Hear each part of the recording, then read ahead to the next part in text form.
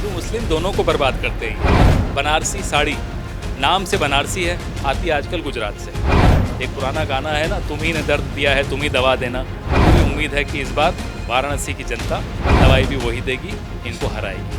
2024 के लोकसभा चुनाव की शुरुआत हो गई है। अगर बात की जाए पूरे देश की निगाह, तो सिर्फ और सिर्फ यूपी के एक सीट पर निगाहें टिकी हुई हैं, वो है वाराणसी, जिसे काशी विश्वनाथ मंदिर से भी जाना जाता है। अगर काशी विश्वनाथ मंदिर के बारे में बातचीत कही जाए तो पीएम मोदी एक तरफ कहते हैं कि काशी कॉरिडोर बनाए हैं, इस बार फिर से 2014 और 2019 से ज्यादा वोटों के साथ 2024 में जीत हासिल करेंगे। तो वहीं अगर बात कही जाए विपक्ष के बारे में, यानी कि कांग्रेस से यहाँ पर यूपी कांग्रेस प्रदेश अध्यक्ष अजय राय जी हैं, यहाँ पर वो भी लगातार दावे कर रहे हैं कि मैं यहाँ कहूँ, इस बार काशी की जनता मुझे चुनने वाली है। अब देखना ये होगा कि 2024 के लोकसभा चुनाव में कौन जीत हासिल करता है। इस मुद्दे पर हमारे साथ बातचीत करने के लिए कांग्रेस के वरिष्ठ नेता पवन खेड़ा जी मौजूद हैं। इनसे बातचीत करेंगे और जानने का प्रयास करेंगे कि वाराणसी की सियासत क्या बोल रही है। सबसे पहले सर, आपका टीवी 24 चैनल पर स्वागत। धन्यवाद। क्या कहना चाहेंगे सर, वाराणसी की सियासत क्या बोल रही है, जहां पर पीएम मोदी कहते हैं कि काशी कॉरिडोर बनाए, हिंदुत्व को लगातार नारे देते लेके चलते हैं, यहाँ तक कि वो भी कहते हैं कि हिंदू मुस्लिम हम सबको लेके चलते हैं, लेकिन आपके हिसाब से क्या लग रहा है? हिंदू मुस्लिम दोनों को बर्बाद करते हैं ये। मैं आपको बुनकर उद्योग की बात करूंगा।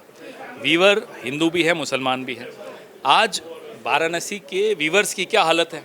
बनारसी साड़ी नाम से बनारसी है, आती आजकल गुजरात से।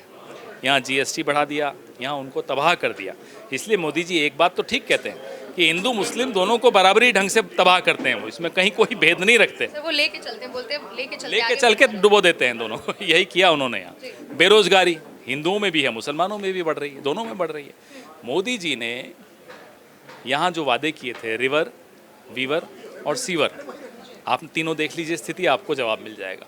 मैं सुबह आते ही काशी के कोतवाल के आगे नमन करने गया, फिर काशी विश्वनाथ गया, और वहाँ भी लोगों से जो बात हुई, समझ में आया कि वहाँ भी लोगों को बड़ा असहाय महसूस करते हैं कि किस तरह से कमर्शलाइजेशन किया कॉरिडोर के नाम पर। कई पुरानी जो हमारी धरोहर थी वो बर्बाद करने में कोई कसर नहीं छोड़ी। तो शिकायतें वहाँ भी बहुत ज़्यादा हैं।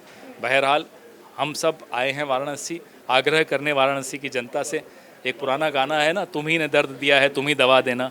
पूरी उम्मीद है कि इस बार वाराणसी की जनता दवाई भी वही देगी, इनको हराएगी। बीते दिन की बात करेंगे, पटना में आपकी मौजूदगी थी।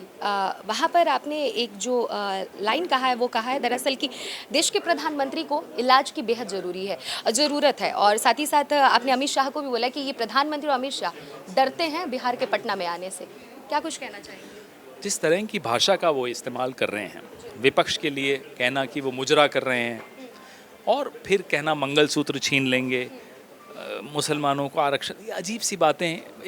एक ऐसा व्यक्ति जो मानसिक रूप से एकदम ठीक हो, वो ऐसी बात नहीं कर सकता। और देश के प्रधानमंत्री को अपने पद की मर्यादा का ध्यान रखना चाहिए। पूरे विश्व में एक छवि है देश की, ये एक सभ्यता है, देश नहीं है, इट्स अ सिविलाइजेशन।